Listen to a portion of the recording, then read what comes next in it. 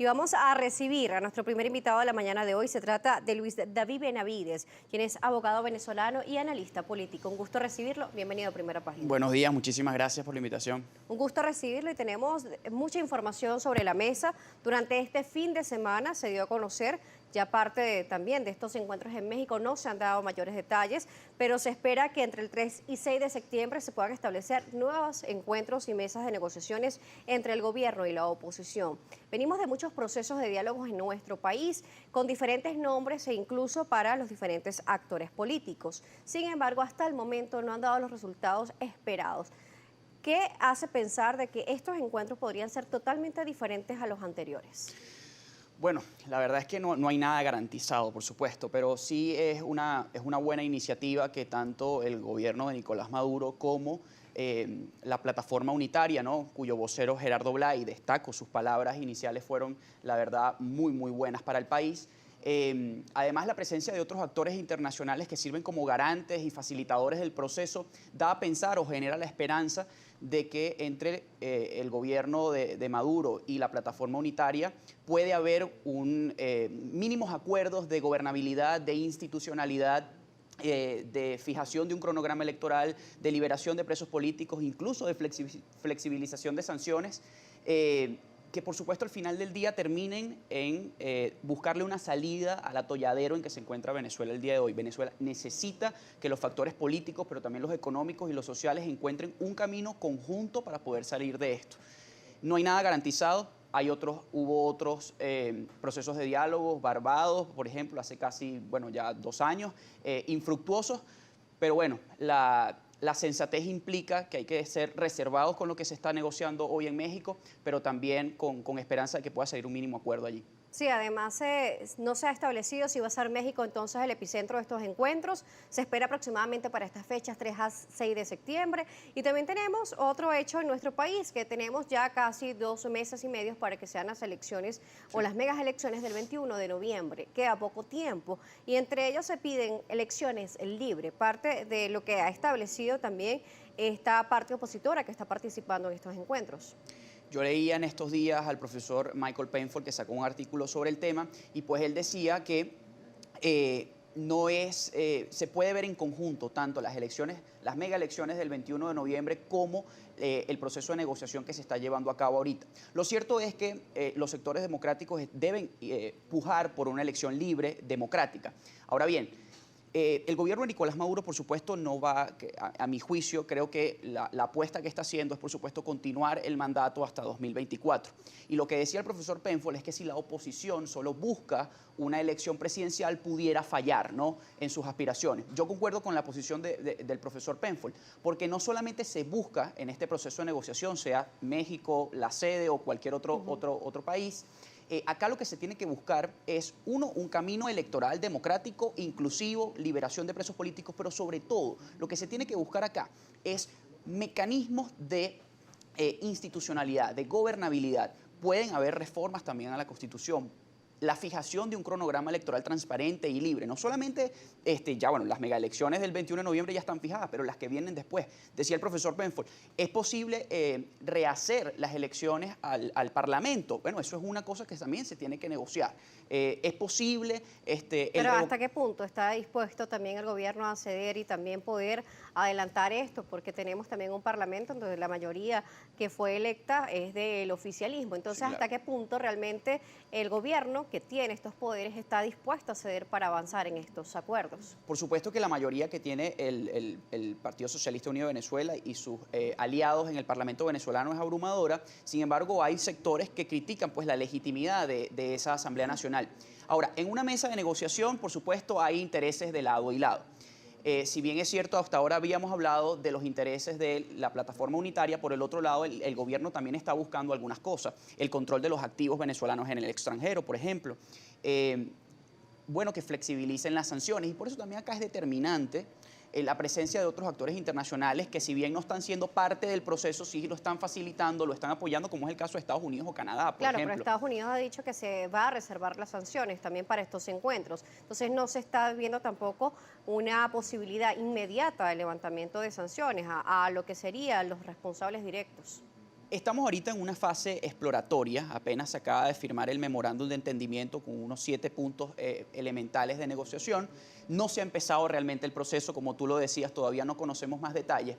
Pero si este proceso es serio, si este proceso realmente se conduce de buena manera, si las posiciones que van, si los actores negocian con base en sus intereses y no en posiciones extremas y marcadas, es posible llegar a un punto en el cual este tema como el que tú estás planteando de las sanciones incluso pudiera llegar a negociarse. Ahora, para que Estados Unidos o cualquier otro país que haya impuesto sanciones o medidas coercitivas unilaterales sobre Venezuela esté dispuesto a relajarla, el gobierno también tiene que dar algunas concesiones. Por ejemplo, como las que veníamos diciendo, un mínimo de gobernabilidad y algunos mecanismos institucionales que permitan en Venezuela poder tener un sistema con garantías democráticas. Claro, y también amanecemos el día de hoy con la noticia de que fue liberado Freddy Guevara. Sin embargo, él mismo ha dicho que no conoce los detalles de su liberación, si existe algún tipo de limitante o incluso si estaría entre los nombres para participar en estos encuentros. Sí, yo no quisiera especular, no sé si Freddy Guevara va a ser un actor o no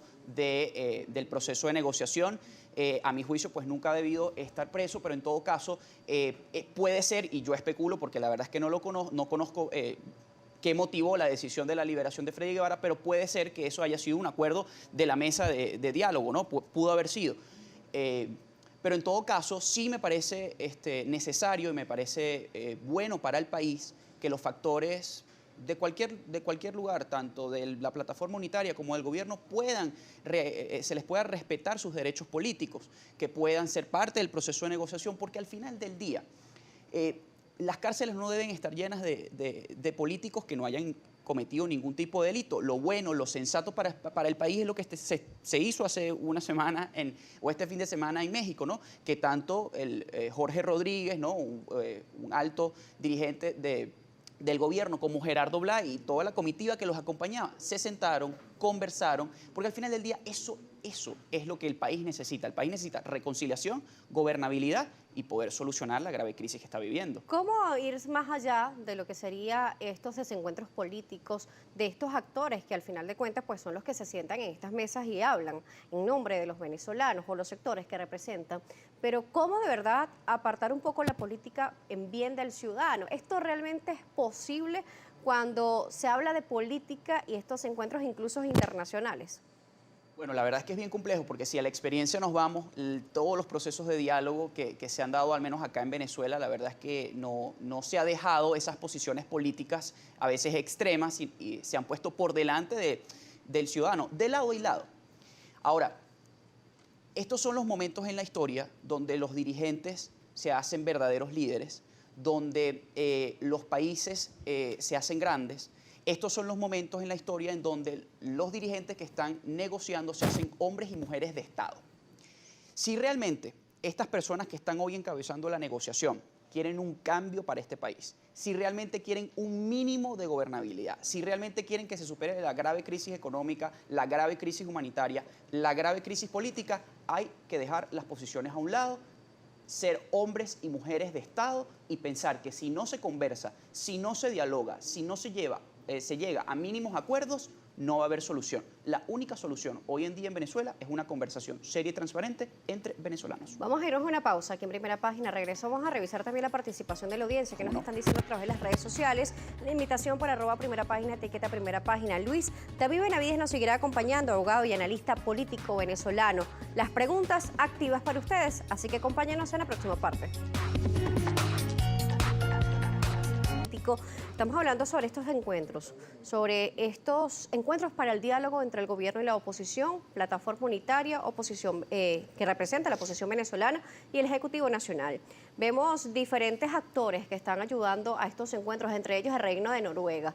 Realmente es importante que continúen estos procesos tomando como precedente que han fallado los anteriores. ¿Esto es positivo o es negativo? Bueno, que el Reino de Noruega esté presente en este proceso es muy importante.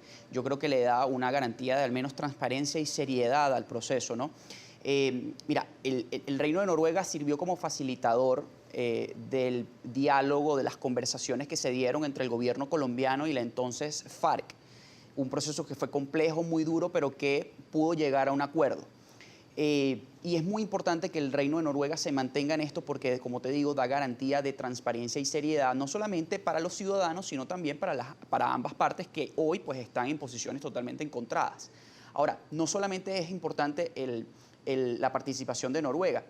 En este caso en específico, vemos una alineación entre Bruselas, Washington y algunos países de Latinoamérica que anteriormente de pronto no había sido tan visible. Eso también es muy importante, porque en la medida en que la Unión Europea, Estados Unidos, Canadá y por supuesto América Latina acompañen este proceso, no solamente acompañando a los gobiernos con los que tengan similitudes ideológicas o con los sectores con los que tengan similitudes ideológicas, sino que sean garantes de que sea un proceso serio, de que sea un proceso transparente, de que de verdad se vaya a conversar sobre los puntos y de llegar a un acuerdo, poder darle seguimiento a lo que se acordó es muy importante. Eso genera, al menos en los que vemos esto desde afuera, pues algo de esperanza. Yo no diría aún confianza porque esto no ha empezado. Claro, estamos viendo esto desde la perspectiva política, desde los actores y también todos los mecanismos internacionales involucrados. Pero ahora veámoslos desde el ciudadano, desde el venezolano, el ciudadano común que está allí viéndonos en este momento.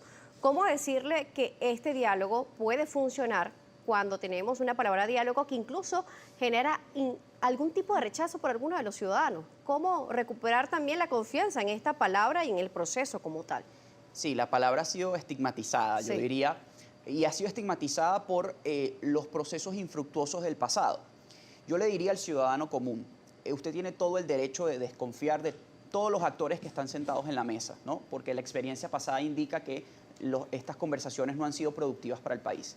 Pero lo cierto, y al final del día, los verdaderos problemas del país solamente se pueden solucionar si estos actores se ponen de acuerdo. El país necesita una solución política a este conflicto, el país necesita salir de este atolladero económico y social en el que se encuentra. La crisis humanitaria es una realidad y por eso tanto el Nicolás Maduro y su comitiva como la plataforma unitaria deben ponerse de acuerdo en mínimas cosas para poder seguir adelante y tomar las decisiones importantes que este país necesita. Solventar la crisis de los servicios públicos, solventar el tema humanitario, la inseguridad alimentaria, los temas de seguridad ciudadana. Todo esto parte por una negociación política, una solución política a este conflicto. Es mentira, a mi juicio, que esto lo van a solucionar desde afuera.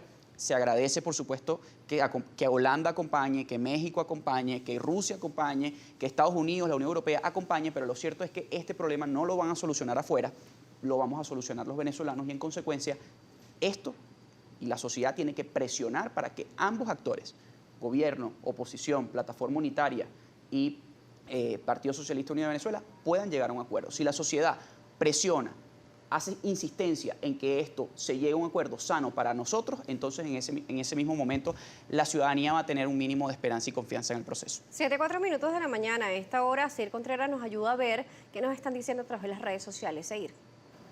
Sí, Daniela, buenos días al invitado, buenos días también a la audiencia que se incorpora hasta ahora a la señal de Globovisión. Voy a comenzar con preguntas y comentarios de la audiencia. Pediría respuestas relativamente cortas para poder tener varios comentarios. Joel Frank Gutiérrez escribe, buen día, primera página. Da miedo esa mesa de diálogo, de negociación, porque ¿qué es lo que se negocia a espaldas del pueblo? Tenemos experiencia de esas negociaciones presuntamente para que llamen a no votar y así el oficialismo siga en el poder y otros más ricos. ¿Qué responde?